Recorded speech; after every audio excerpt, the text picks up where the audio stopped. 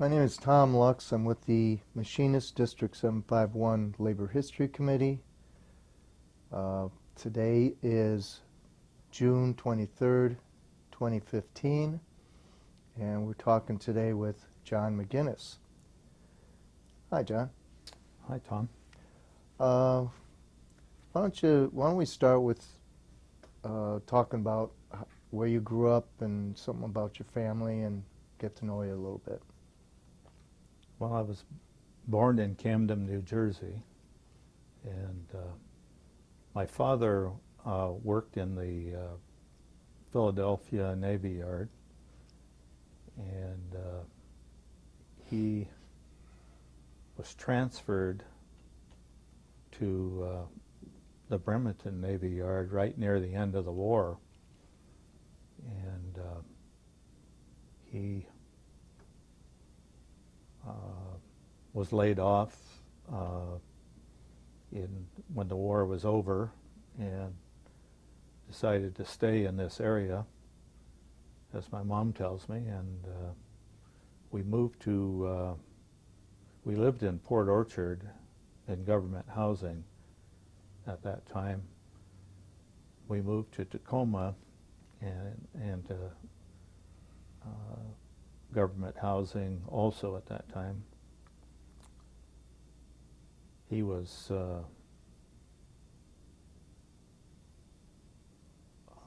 probably a member of the union there.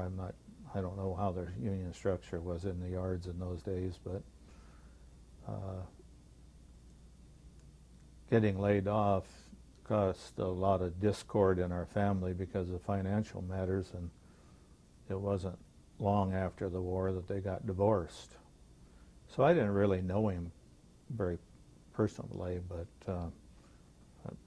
just what my brother and my mother told me. And so his union involvement I don't know anything about. Now my mother, she was a member of 751 for, probably 46 years, I think it is, and she was 19 years in the retirement club member. And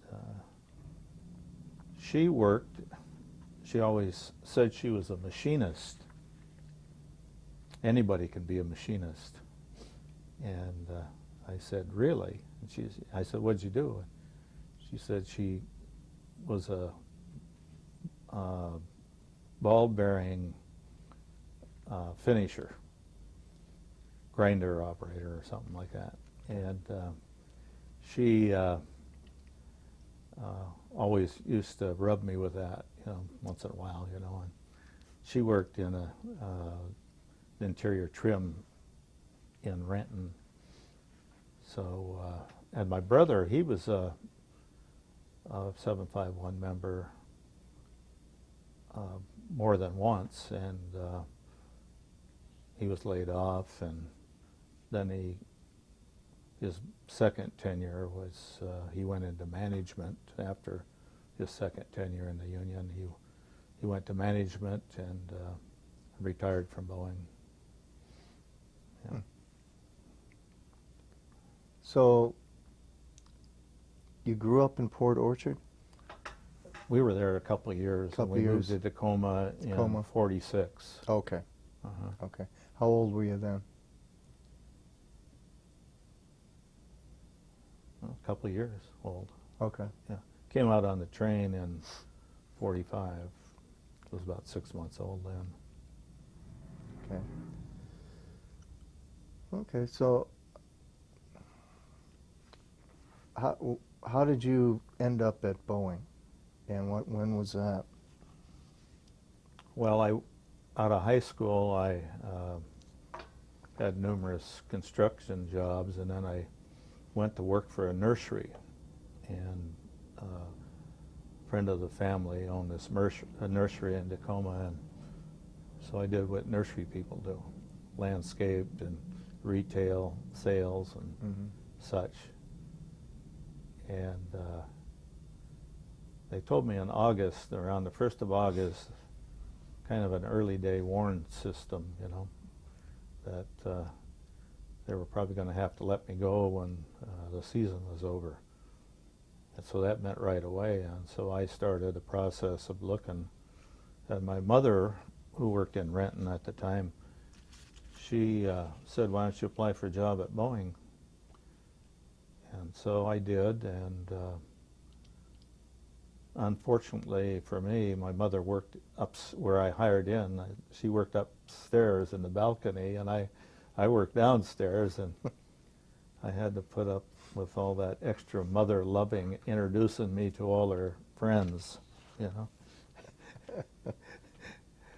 So I always found a different way out of the building to get to our car.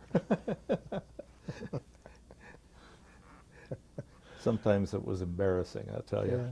So what year was that you hired in? 63. 63. Yeah, September of 63. Yeah. And what was the first shop you worked in?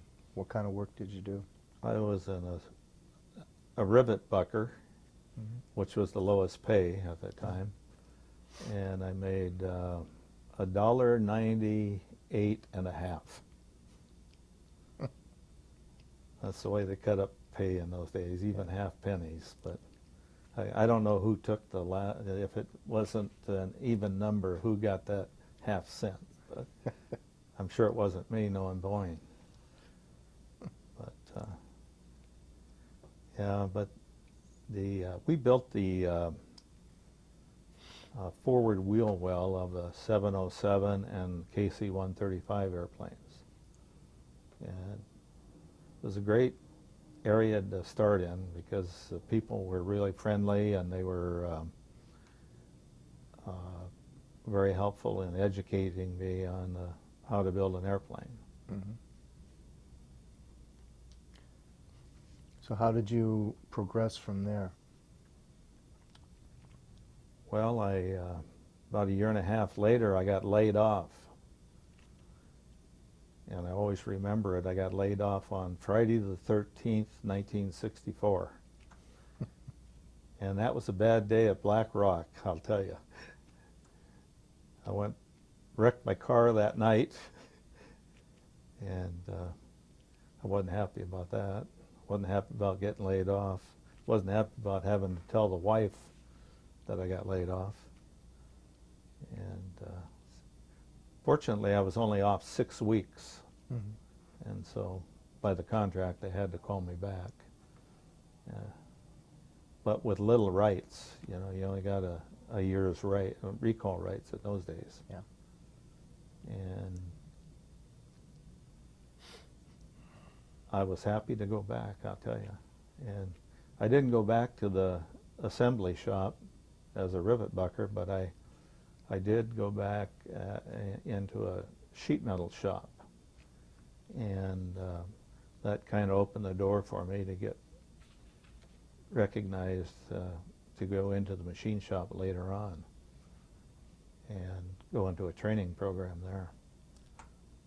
Let's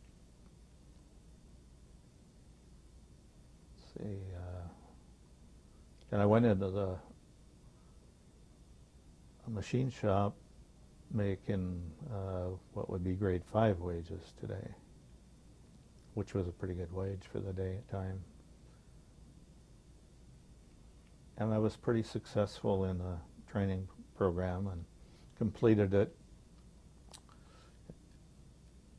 And I noticed they were very well organized compared to the assembly shop. The instructors that I had were really great guys. A lot of them ended up in management, and yet were still my friends, so I knew a lot of the management in the place by the time I got to be grade 8 level. So was that a Boeing training program? Yeah, they used, well, they were building up because they knew they were going to have to build up the machine shops because they were had the 747 program was going big time, and I guess they knew they were going to build the Auburn plant and the machine shop, and they were gearing up because after I got out of the training program, I went into tooling on loan for about 6 months, and which was excellent, more training to learn the tooling ways of the business. So I was pretty good at blueprint reading and mathematics, and machine shop fit all my educational qualifications. I had 5 semesters of machine shop in high school.